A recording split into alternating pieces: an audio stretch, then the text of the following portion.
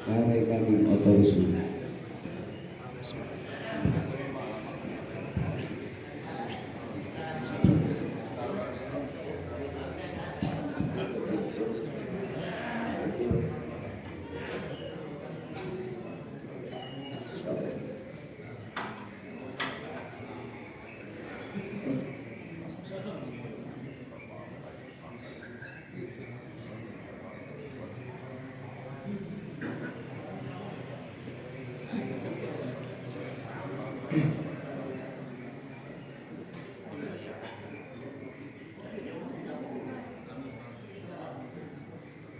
Bismillahirrahmanirrahim.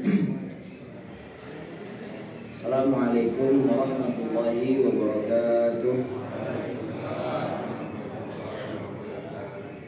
Alhamdulillahi rabbil alamin. Wassalatu wassalamu ala Rasulillah Muhammadin sallallahu alaihi wasallam wa ala alihi wa ashabihi ajma'in, amma ba'd. Jamaah sekalian yang dirahmati oleh Allah Subhanahu wa taala, muslimin dan muslimat rahimani wa rahimakumullah jami'an. Kita semua bersyukur kepada Allah atas segala karunia nikmat yang diberikan sampai hari ini. Hari ini berarti kita masuk ke tahun 1445. Mudah-mudahan tahun baru ini menjadi tahun yang lebih baik dari yang kemarin. Diberikan kelancaran hidup, kesehatan yang prima, anak-anak yang sehat walafiat, mendapatkan pemimpin yang Allah kita mencintainya dan dia mencintai kita insyaallah. Salawat dan salam tidak lupa kita sampaikan kepada Rasulullah sallallahu alaihi wasallam, keluarga dan kepada para sahabat. Mudah-mudahan kita mendapatkan syafaat beliau di yaumul qiyamah. Amin ya rabbal alamin.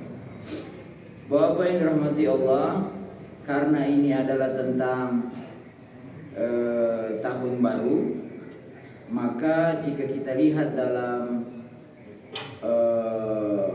sejarah, tahun baru Islam itu dimulai dari momennya hijrah Rasulullah Sallallahu Alaihi Wasallam dari Mekah menuju Madinah.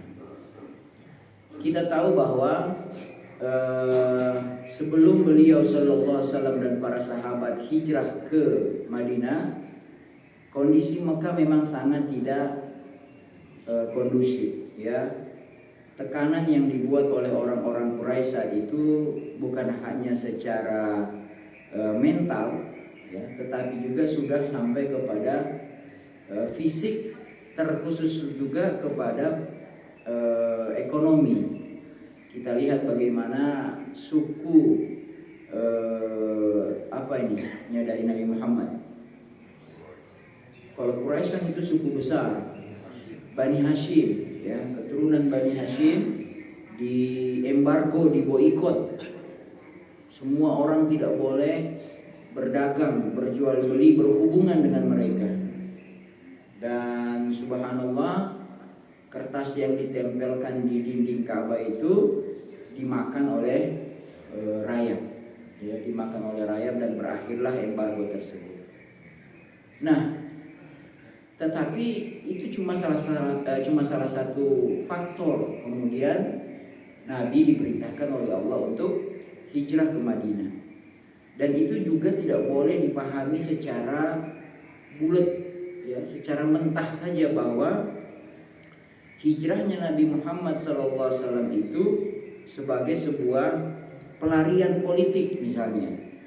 Ya, putus asa di Mekah mencari hidup baru di Madinah. Jadi jangan sampai kemudian kita juga melakukan sebuah perpindahan, baik itu secara fisik maupun secara mental, berangkat dari sebuah keputusasaan. Karena niat menjadi hal yang sangat penting dalam menentukan langkah-langkah keberhasilan. Orang yang putus asa memulai dari keputusasaan agak khawatir dia bisa memulai sesuatu yang lebih baik. Tetapi sesuatu itu harus tetap dimulai dari titik optimis. Ya, kita tidak boleh kehilangan rasa optimis kepada Allah Subhanahu wa Ta'ala. Kita yakin dan kita percaya bahwa suka duka ya ataupun persoalan yang kita hadapi di dunia ini sebenarnya juga bukan masalah yang perlu diseriusin secara membabi buta. Kita tahu bahwa pasti masalah akan selesai. Sehingga dalam Islam konsep melarikan diri dari masalah dengan bunuh diri misalnya itu tidak dibenarkan. Ya. Dan yang lucunya adalah kalau kemudian Singapura atau negara-negara misalnya Jepang masuk sebagai negara yang tinggi dalam indeks kebahagiaan, dalam waktu yang sama indeks atau tingkat bunuh diri di kalangan mereka juga tinggi. Ya. Ini menjadi anomali. Katanya bahagia, tapi kenapa bunuh diri juga tinggi? Boleh jadi bahagia yang mereka maksud itu adalah kebahagiaan yang semu, kebahagiaan yang mereka rasakan sebenarnya juga sebentar saja. Ya, sehingga pelariannya adalah bunuh diri. Bagi Muslim, bunuh diri menjadi sesuatu pintu masuk ke dalam azabnya api neraka. Ya, tidak bisa Maka seberat apapun masalah yang kita hadapi, optimisme itu selalu muncul. Oleh karena itu hijrahnya Nabi adalah sebuah optimisme yang tinggi untuk membuat sebuah perubahan yang lebih baik. Nah, Bapak Ibu yang dirahmati Allah Subhanahu wa Ta'ala, kalau kita lihat keadaan Mekah secara ekonomi sebelum Nabi hijrah, jadi ekonomi bangsa Arab itu betul-betul bergantung kepada yang namanya perniagaan. Ya. Karena keadaan geografis wilayah Arab itu penuh dengan gurun pasir, ya. Yasrib, Madinah itu termasuk salah satu titik yang cukup subur, ya, dibandingkan wilayah-wilayah yang lain. Mekah dengan Madinah cukup subur, ya. Madinah lebih cukup subur. Itu dari segi misalnya geografis tadi yang kemudian mempengaruhi ekonomi. Bagaimana orang Quraisy, ilafi Quraisy ilafi rihlatasy syita'i was-shaif. Mereka itu adalah berdagang, berbisnis. Nah, bagaimana dengan keadaan sosial mereka? Suku-suku Arab mereka dalam perniagaan yang mereka lakukan tadi itu saling berperang, ya, saling merebutkan wilayah. Masalah kecil jadi besar, ya. Nah, ditambah lagi praktek riba dan mengambil keuntungan secara berlebihan. Bagaimana mereka misalnya mengenal ada jual beli al-mulamasah. Ya, al-mulamasah itu kalau sentuh itu barang harus beli. Namanya juga mulamasah. Kalau kita apa? Ya. Pecah beli. Ya masih agak ini ya karena sudah hancur. Tanggung jawab. Jadi hati-hati kalau pergi ke toko lampu, Pak. Nah, karena itu bahan pecah belah, apalagi bawa anak-anak. Kesenggol, bayar. Kalau orang Mekah dulu sentuh, bayar. Sentuh, bayar.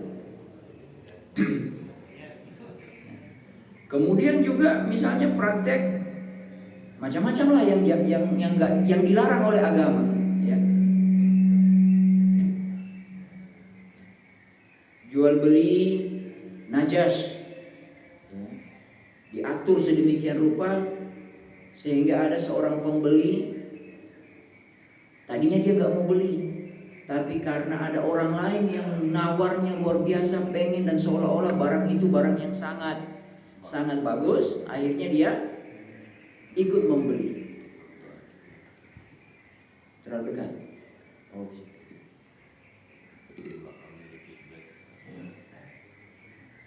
praktek-praktek monopoli, penimbunan barang, ya, goror, ketidakjelasan. Nah pertanyaan sekarang, apakah cerita-cerita dulu itu terjadi saat ini? Terjadi, ya, dengan barangkali bentuk-bentuk yang berbeda, dengan nama-nama yang berbeda. Jual beli yang penuh dengan kebohongan, ya, saham-saham yang digoreng, ya, perusahaan-perusahaan yang dibuat sedemikian rupa, kalau katanya itu misalnya tiba-tiba IPO gitu ya, naik harga sahamnya, padahal hasil gorengan semua, ya, dan lain sebagainya dan lain sebagainya. Bapak dan rahmati Allah, ada satu tulisan yang saya kutip di zaman lalu itu, satu kafilah dagang rata-rata menggunakan 2000 ekor onta. Jadi ila fi Quraisy ila fi rihlatash syita'i was-shaif itu, satu kafilah yang sekali jalan ke Syam, ke Suriah, itu pakai 2000 ekor unta. Dan mereka rata-rata mengangkut barang lebih dari 50.000 dinar nilainya. Ya. Kalau satu dinar itu coba dihitung misalnya 2.300.000 ya. Ada yang bilang begitu, 2.300.000 itu satu dinar apa berapa? Saya punya catatannya seperti itu. Yang kalau diangkakan bisa 100 miliar lebih sekali jalan. Ya, sekali jalan. Jadi memang besar betul itu perputaran dagang di masa itu. Cuma kesenjangan ekonomi di jahiliyah juga lebar. Kekayaan itu terkonsentrasi di kalangan elit saja. Ya, melalui apa? Rentenir dan perbudakan. Jadi budak-budak di zaman jahiliyah dulu sangat luar biasa, dijual dengan harga yang murah, ya, dibeli dengan harga yang murah, dilepas lagi dengan harga yang mahal, dan seterusnya dan seterusnya. Nah, oleh karena itu Bapak Ibu yang dirahmati oleh Allah Subhanahu wa taala, ketika Nabi SAW diperintahkan oleh Allah untuk hijrah ke Madinah, maka yang dilakukan oleh Nabi SAW juga adalah ingin merubah keadaan yang buruk tadi. Apa yang Nabi lakukan?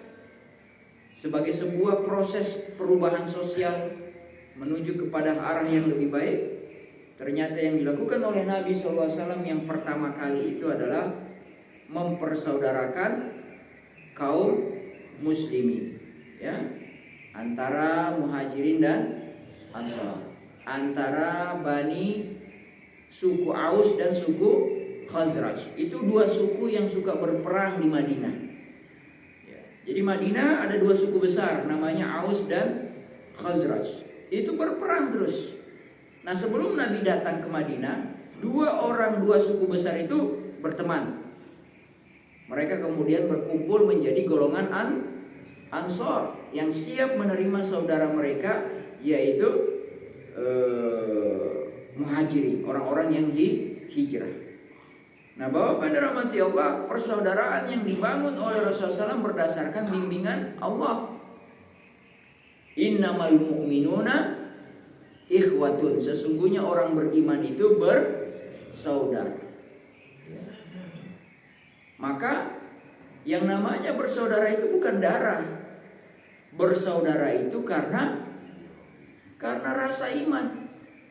Menikah juga bukan karena semata-mata sudah usia untuk menikah maka menikah, bukan. Menikah itu juga bukan semata-mata untuk tujuan ekonomi. Pendapatan satu dengan pendapatan yang satu bertambah jadi dua, bukan. Menikah itu karena Allah. Berumah tangga itu karena Allah. Maka semua hal yang didasarkan kepada Allah, insya Allah mendapatkan keberkahan. Ya. Ada yang lagi curhat luar biasa sama saya beberapa hari terakhir ini. Ya. Tiba-tiba kehilangan rasa, ya, pernikahan mereka. Istrinya minta cerai. Ketika dicari tahu apa penyebabnya juga nggak ketemu. Maka saya sarankan coba kedua belah pihak introspeksi diri dan mengembalikan atau meningkatkan hubungan kepada Allah Subhanahu wa taala. Satu, pertama saya bilang, apakah ada utang kepada manusia lain yang belum dibayar? Kalau ada, lunasi itu. Yang kedua, apakah ada utang atau tanggung jawab kepada orang tua, baik kepada orang tua sendiri maupun mertua yang belum dilakukan? Kalau belum, segera lakukan. Segera sudahi, segera selesaikan, minta maaf. Setelah itu, minta doa kepada Allah agar segera persoalan yang dihadapi itu selesai. Ya. Karena ini sudah bukan masuk lagi kepada ranah yang bisa membingung. Ini persoalannya membingungkan. Tidak tahu apa masalahnya sebenarnya. Pokoknya kalau ketemu marah aja, nggak senang aja. Ya. Nauzubillah min dzalik. Kita berlindung dari rumah tangga yang seperti itu. Bapak dan rahmati Allah Subhanahu wa taala, persaudaraan itulah yang kemudian menjadi asas larangan-larangan riba, monopoli, dan lain sebagainya. Kalau kita perhatikan, sebenarnya cuma satu alasannya. Kenapa riba dilarang? Ya karena riba itu menghancurkan persaudaraan itu. Ya. Contoh misalnya, kalau ditanya,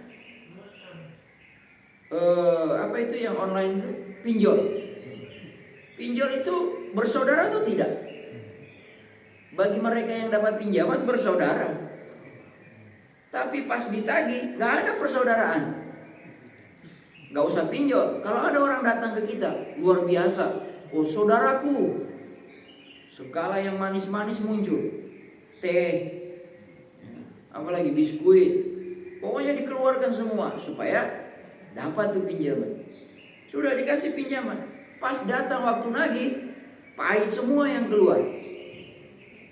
Karena memang sesungguhnya orang yang memberi pinjaman kemudian ada riba di dalamnya, yang diberi pinjaman juga itu merasa ini zalim ini orang. Ini orang zalim. Tapi kenapa waktu itu terima? Ya terpaksa. Jadi apa namanya? Monopoli dan semua hal-hal itu merusak yang namanya persaudaraan.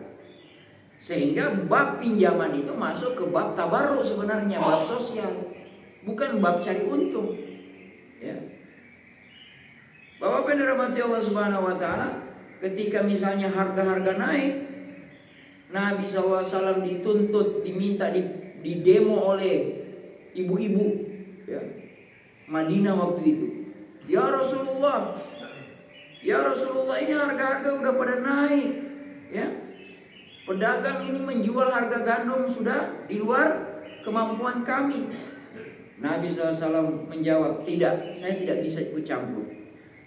Loh kenapa wahai Nabi, ini udah parah nih. Kata Nabi SAW, Innallaha huwal musa'ir. Dialah Allah yang menentukan harga. Kenapa? Karena Nabi melihat naiknya harga gandum waktu itu adalah karena keadaannya normal. Normalnya apa? Pasokan dari luar Madinah masuk itu sedikit. Karena barangnya sedikit, permintaannya tinggi, harga naik. Maka Rasulullah SAW menjawab, Innallaha huwal musa'ir. Allah itu yang menentukan harga. Maksud Nabi adalah apa? Biarkan nanti periode panen berikutnya Allah buat panen itu berhasil, maka nanti gandum itu masuk dengan banyak, maka harga itu akan serta-merta turun ke titik yang sebenarnya.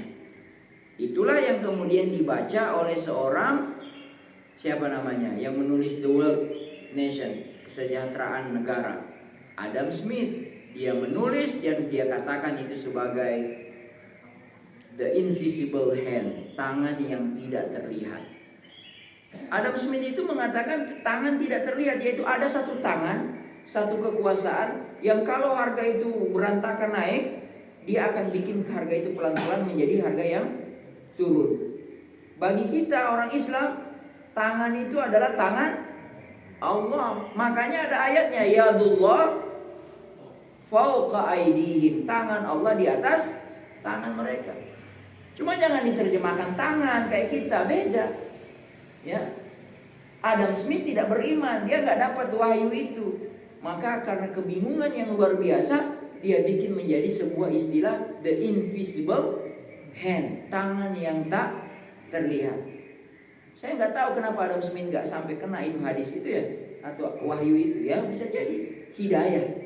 Emang hidayah itu mahal, ya.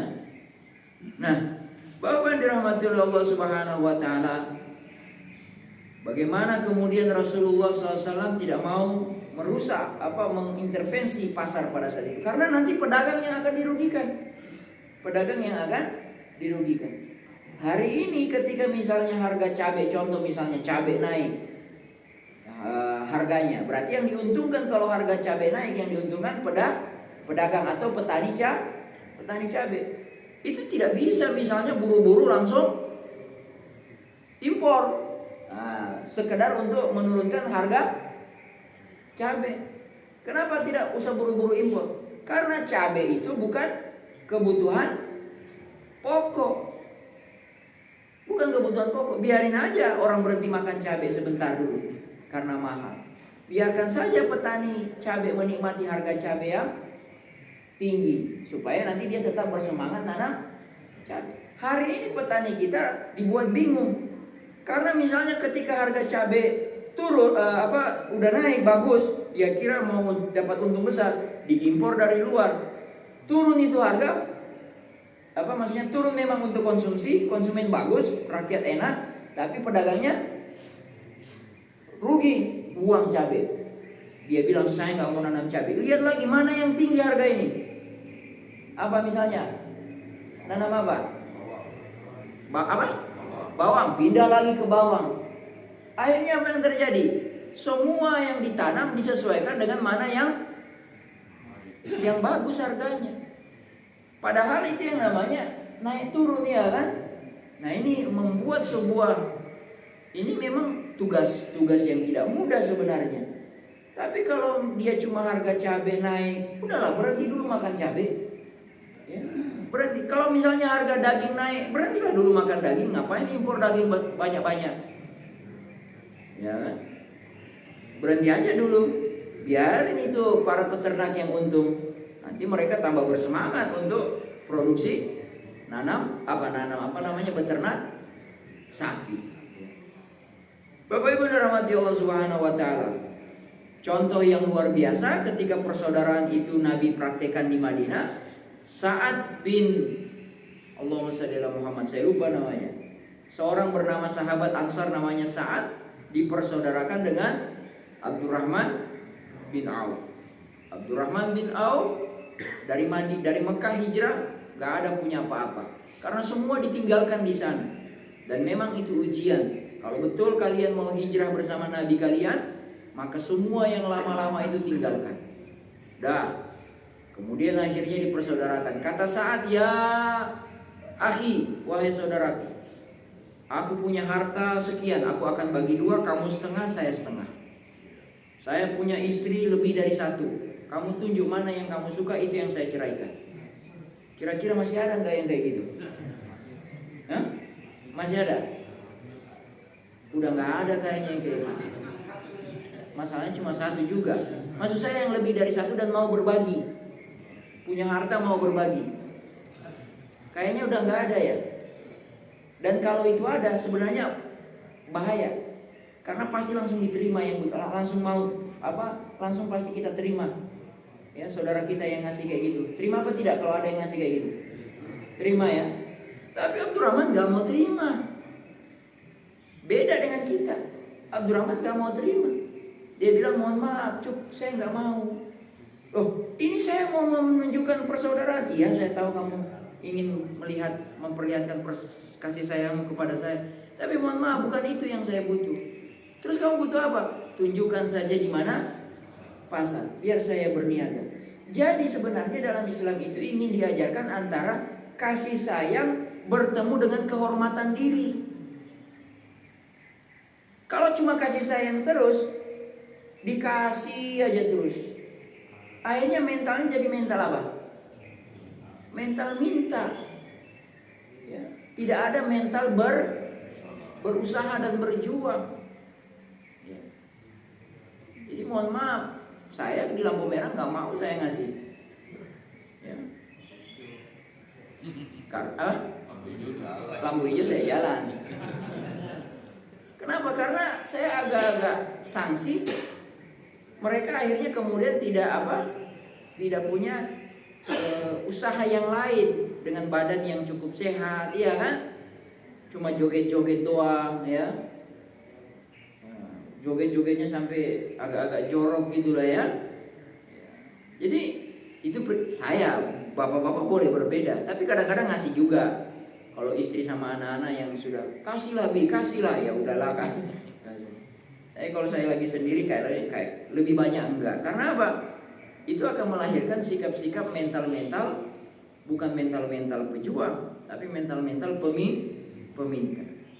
Bapak Ibu dirahmati Allah Subhanahu wa taala. Oleh karena itu, kalau misalnya ditanya begini pertanyaan, apakah zakat akan menyelesaikan masalah? Kira-kira menyelesaikan masalah enggak, Pak? Kemiskinan. Apakah zakat mampu menyelesaikan masalah kemiskinan? Nah, ini agak bingung jawabnya ya. Harusnya iya. Kalau zakat itu betul-betul misalnya dapatnya banyak, tapi kalau dikasihnya hanya untuk konsumtif saja, selesai habis. Kalau hanya zakat dikasih konsumtif, tidak pernah menyelesaikan masalah. Tapi adalah harus dirubah mindsetnya, berubah menjadi zakat produktif. Ya, lihat ada seorang yang pengangguran di zaman Nabi. Dia datang kepada Nabi mengeluh, Nabi saya nganggur, nggak ada pendapatan. Nabi bilang, kamu apa yang bisa kamu jual di rumah kamu itu? Nggak ada, paling ada satu modal kecil ya. Apa gitu? Oh enggak, dia betul-betul miskin. Terus kemudian ada satu bendanya yang dilelang oleh Nabi, dan lelangnya itu terbuka. Karena yang lelang adalah Nabi, maka sahabat pada berebut itu. Saya beli dengan harga sekian, saya benar. Ketika terkumpul uang itu Nabi bilang, kau belikan kapak, ya kapak. Untuk apa wahai Nabi? Dengan kapak kau pergi bekerja, cari itu kayu bakar. Itu hadis, saya cerita itu hadis apa bukan ya? Karena hadis ya. Karena saya mikir juga kayu bakar di gurun pasir di mana ya?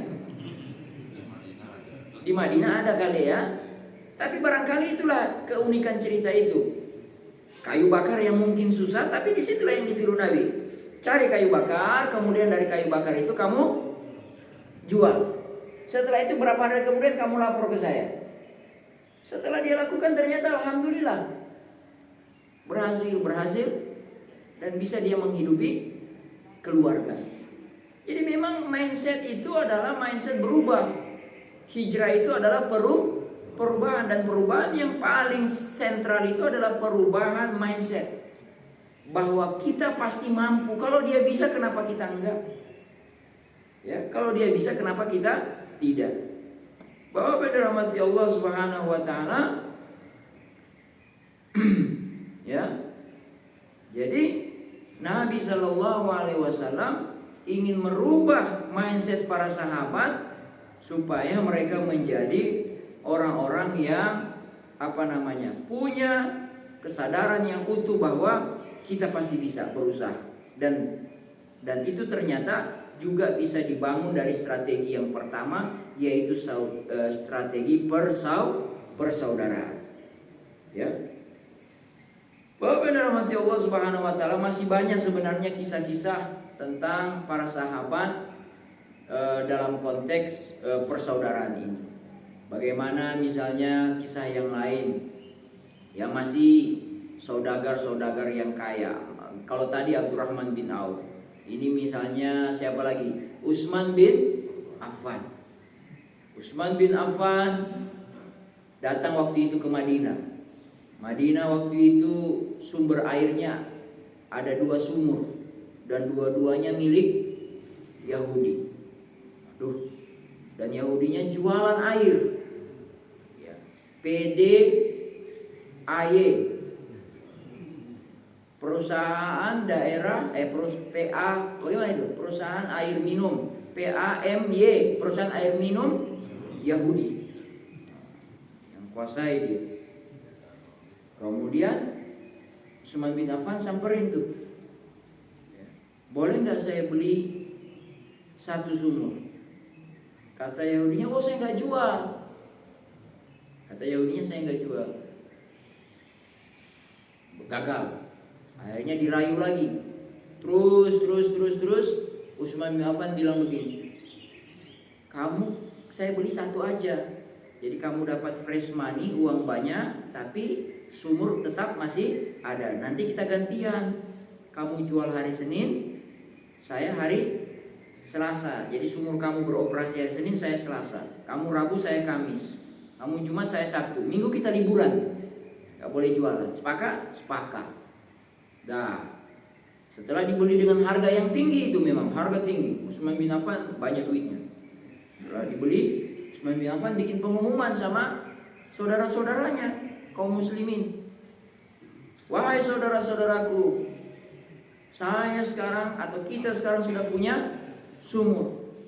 Maka kalian boleh datang ke sumur saya, operasinya di hari Selasa, Kamis, sama Sabtu. Senin dan hari-hari lain di luar itu Yahudi yang jualan. Kalau dengan saya gratis. Wow, apa yang terjadi? Sepi itu yang punyanya Yahudi. Karena sepi, dia jual, dia datang lagi sendiri ke Utsman. Ya Utsman, saya udah sepi ini. Dah, kau beli lagi. Kata Utsman, berapa? Ya sama dengan harga yang pertama. Oh sorry, saya nggak mau kalau harganya masih sama. Saya mau yang rendah di bawahnya. Ya udahlah, daripada dijual lah. Itu namanya teknik, ya kan? Teknik itu. Tapi saya yakin setelah dibeli dua-duanya, Yahudi boleh ambil air nggak? Kira-kira itu pertanyaan juga belum kejawab saya. Boleh nggak? Saya kira pasti boleh. Karena di Madinah ada namanya Piagam Madinah. Isinya adalah membangun nilai-nilai keadilan di kota Madinah itu sendiri. Piagam Madinah itu luar biasa. Semua orang mendapatkan haknya. Ya. Cuman sayangnya Piagam Madinah itu yang menodai ya Yahudi sendiri. Karena salah satu poinnya adalah kalau Madinah diserang, maka semua yang namanya penduduk Madinah, mau dia muslim, bukan muslim, Yahudi, harus membela. Ternyata ketiga suku Yahudi yang tinggal di Madinah, Quraiza, Qainuqa, Nadir, semua tidak mau datang membela. Semua punya masalah. Akhirnya Nabi usir. Bapak yang dirahmati oleh Allah Subhanahu wa ta'ala. Ya. Hari ini kita perlu yang gaya-gaya Utsman tadi yang beli sumur Yahudi. Bagaimana caranya? Wakaf. Wakaf 10.000. Ya, wakaf 10.000, Pak. Kalau masjid ini bisa bikin gerakan wakaf 10.000 setiap minggu, 1 orang. Berarti kalau 1 orang 1 bulan sudah berhasil dapat uang 40.000. Katakanlah genapin 50.000 1 bulan, 1 orang. Ini ada berapa jamaah ini?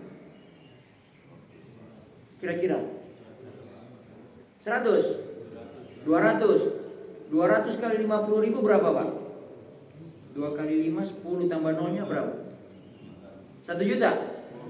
10 juta? 10 juta 1 bulan. 10 juta 1 bulan, 1 tahun 120 juta 1 tahun. Luar biasa kan? Cuma dari berapa tadi 1 minggu? 10.000. 10.000 itu yang paling rendah. Coba kalau dibuat silakan paling standar 10.000, yang mau lebih silakan. Nggak kebayang itu nilai wakaf Masjid Al-Falah. Pokoknya kalau udah gede, Pak, baru belikan aset di mana. Habis itu bikin acara syukuran pembelian aset, kemudian undang wartawan biar menjadi inspirasi bagi masjid yang lain. keberhasilan wakaf. Siapa yang punya itu aset itu? Siapa kira-kira yang punya? Bukan masjid, umat, jamaah. Tapi yang nazirnya adalah DKM. Namanya nazir, bukan nazir individu tapi nazir institusi. Itu keren banget. Dan Mesir setengah lebih dari kekayaan negara Mesir itu dulu base-nya adalah wakaf. Base-nya itu adalah wakaf. Jadi setengah lebih dari harga kekayaan Mesir, negara Mesir itu wakaf semua. Makanya dulu Syekh Al-Azhar itu kedudukannya lebih tinggi dari presiden. Bahkan setara dengan presiden waktu itu. Kalau tidak lebih tinggi, setara. Grand Syekh Al-Azhar. Karena apa? Kekayaan Al-Azhar, kebun-kebun, tanah-tanah, itu semua wakaf. Dan nilainya lebih dari setengah. Jadi kalau dibilang siapa yang punya Mesir dulu, Grand Syekh Al-Azhar atau Al-Azhar itu sendiri. Ya. Tapi kemudian kesini itu semua berubah. Ya. Grand Syekh Al-Azhar malah dibawa setara dengan menteri agamanya. Jadi Bapak-bapak yang dirahmati oleh Allah Subhanahu wa taala, kekuatan umat ini besar sebenarnya. Kekuatan umat ini besar. Innamal mu'minuna ikhwatun fa aslihu baina akhwaikum. Maka perbaiki kalau ada masalah di antara kalian, di antara saudara-saudara kalian. Wakaf, sedekah itu tapi tinggal dikelola dengan baik. Ya. Wakaf gerakan wakaf 10.000. Bapak dirahmati Allah Subhanahu wa taala, strategi yang kedua yang dibangun oleh Nabi di Madinah adalah bangun masjid. Setelah dipersaudarakan, bangun masjid. Kenapa bangun masjid? Karena Nabi ingin ngajarin bahwa semua perubahan harus dimulai dari masjid. Semua perubahan harus dimulai dari masjid. Maka paradigma yang mengatakan bahwa berekonomi tidak ada kaitannya dengan moral masjid salah besar. Ekonomi itu harus berangkat dari masjid. Pelaku-pelaku ekonomi itu harus dekat dengan masjid. Mereka harus masuk kelas-kelas fikih muamalah. Mereka harus tahu bedanya riba dengan margin. Ya, mereka harus tahu standar pengambilan keuntungan berapa. Ya, harus itu. Islam memandang bahwa kegiatan ekonomi tidak terpisahkan dari ajaran Islam itu sendiri. Ya. Al-Quran sendiri menggunakan 20 istilah bisnis yang diulang-ulang. 20 istilah bisnis itu dipakai dalam Al-Quran dan digunakannya 370 kali. Al-Quran 370 kali. Dan banyak sekali hadis Nabi menyuruh sahabatnya untuk terjun bisnis perdagangan. Bahkan menempatkan posisi pedagang setara dengan para nabi, syuhada dan solihin. Nabi SAW katakan dalam hadis, At-tajirus saduqul amin, pedagang yang jujur, yang terpercaya, ma'an nabiyyin, akan ditempatkan bersama para nabi di surga. Wasiddiqin wasyuhada wassalihin. Gak ada profesi dosen, gak ada. Apalagi PNS, gak dapat. Hadis itu hanya menempatkan para pedagang. Luar biasa. Ya. Dan ternyata di dalam hadis Nabi yang lain, 9 pintu dari 10 pintu rezeki itu ada di bisnis, di dagang. Ya. Jadi yang kita perebutkan ini, yang satu pintu yang sedikit itu, yang 9 pintu diambil sama yang mereka yang lain. Coba lihat berapa tingkat indeks maksud saya kewirausahaan di Indonesia ini yang mau terjun ke dunia bisnis. Berapa persen? Kecil banget.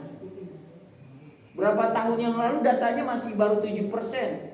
Waktu kita masih 7%, Singapura udah 15%, 30%. Malaysia udah 10%, Thailand lagi apalagi. Ya kan? Ya. Tinggi mereka yang mau berusaha, yang jadi wirausaha. Jadi generasinya itu bukan lulus dari kampus, bukan cari kerja, bikin pekerjaan. Nah ini gimana nih?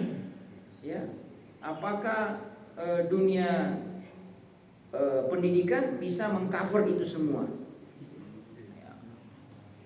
Bapak yang dirahmati Allah Subhanahu wa taala. Kalau data saya waktu saya susun ini, Indonesia punya 400.000 pengusaha. Kalau dipersenkan berarti 0,18% dari jumlah penduduk. Rupanya ada di sini. Singapura ini dulu ini, Singapura 7,2, Malaysia 2,1, Thailand 4,1, Korsel 4%, Jepang 10%. Kita 0,18%. Iya enggak? Nah, ini luar biasa. Kenapa harus begitu? Karena memang bapak-bapak yang akan lebih soleh nanti, yang godaannya lebih kuat itu pedagang dibandingkan dosen. Dosen itu resikonya nggak banyak, dia pahala terus yang dia dapat, ngajar, ya kan?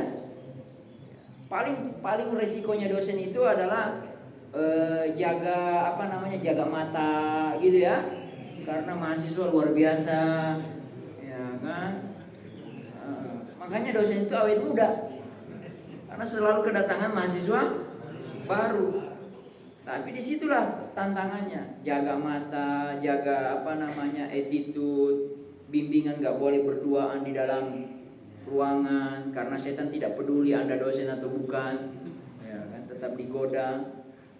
Tapi kalau pedagang, godaannya luar biasa, duit semua itu, ya.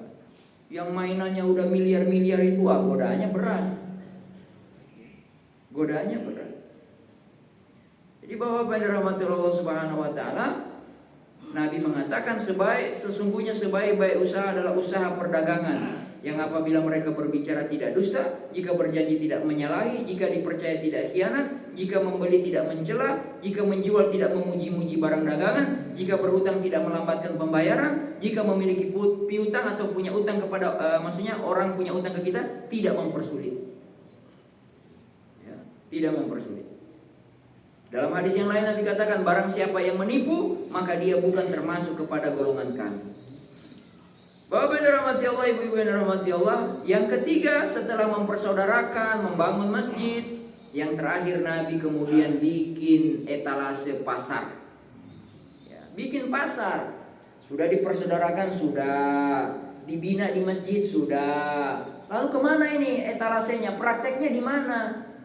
Ya prakteknya harus di tempat praktek, yaitu di pasar. Makanya sekarang dunia kurikulum pendidikan itu kurikulum merdeka ya. 22 SKS loh. Anak-anak itu magang di luar. Anak-anak kalau magang di luar, mahasiswa langsung dapat nilai 22 SKS. Ya, luar biasa. Memang disuruh supaya mereka praktek gitu. Nah, Bapak yang dirahmati Allah, pasar dibangun oleh Nabi. Pertanyaannya, di Madinah waktu itu ada pasar enggak? Ada. Tapi semua pasar yang ada di Madinah sebelum Islam datang, itu pasarnya lagi-lagi kalau tadi perusahaan air minum Yahudi, sekarang pasar Yahudi semua. Pasar Nabis, pasar Kainuqa, pasar itu Yahudi semua. Ada 5 pasar waktu itu di Madinah. 1, 2, 3, 4, 5. Semuanya punyanya Yahudi. Lalu kenapa tiba-tiba Nabi bikin pasar lagi? Ini kan mengganggu stabilitas. Jawabannya sederhana. Pasarnya Yahudi, riba semua di dalam. Dan memang menguntungkan bagi orang pelaku mereka. Tapi menzolimi. Maka Nabi bangun pasar untuk kaum muslimin. Sesuai syariah, prinsip syariah. Apa yang terjadi? 8 bulan saja, data yang saya dapat itu riwayat, 8 bulan saja 5 pasar Yahudi tutup. Dan tinggal satu-satunya pasarnya kaum muslimin. Artinya apa? Seluruh orang Islam sama seperti tadi, datang belanjanya di pasar itu. Jadi penjual, pembeli, pemasok, ya kan? Itu kan satu rangkaian. Ya. Nabi SAW membuat itu pasar itu, dan disitulah letak ujiannya. Nilai-nilai yang kita dapatkan di masjid itu harus diuji. Ya. Nah itu contoh dia jualan. Jualan roti ya, di Indonesia ini jualan tusuk gigi aja bisa kaya Pak. Kalau yang beli 270 juta. Ini negara yang orang datang ke sini untuk jualan, tapi kita memposisikan diri sebagai pembeli. Oleh karena itu Bapak-bapak yang dirahmati Allah, kalau ada saudara kita yang jualan apa misalnya di masjid, ada yang jualan apa? Air minum, beli air minum sama dia, ya kan? Jual apa lagi, saudara kita? Beras, beli beras sama dia, ya. Jual apa lagi? Daging, beli sama dia, ya. Cuma memang tantangannya, semua yang dijual oleh saudara kita, dia ngambilnya dari sana juga. Dan memang kita belum bisa membangun sebuah sistem dari hulu sampai hilir. Kekuatannya di situ, mereka masih pegang itu yang hulunya. Jadi kalau mau jualan tetap ngambil sama mereka. Bagaimana caranya supaya itu bisa ditembus? Wallahu a'lam bishawab. Ini harus ada yang ahli-ahli dagang. Bapak yang dirahmati Allah Subhanahu wa taala, ya. Maka dalam diri kita hari ini menyambut tahun baru Islam ini, maka kita misalnya sudah bunyi, kita tutup misalnya dengan sebelum kita tanya jawab. Itu udah habis waktunya sama sekali? Belum. Masih ada 20 menit. Oke, baik. Bapak Ibu yang dirahmati Allah Subhanahu wa taala, maka di 20 menit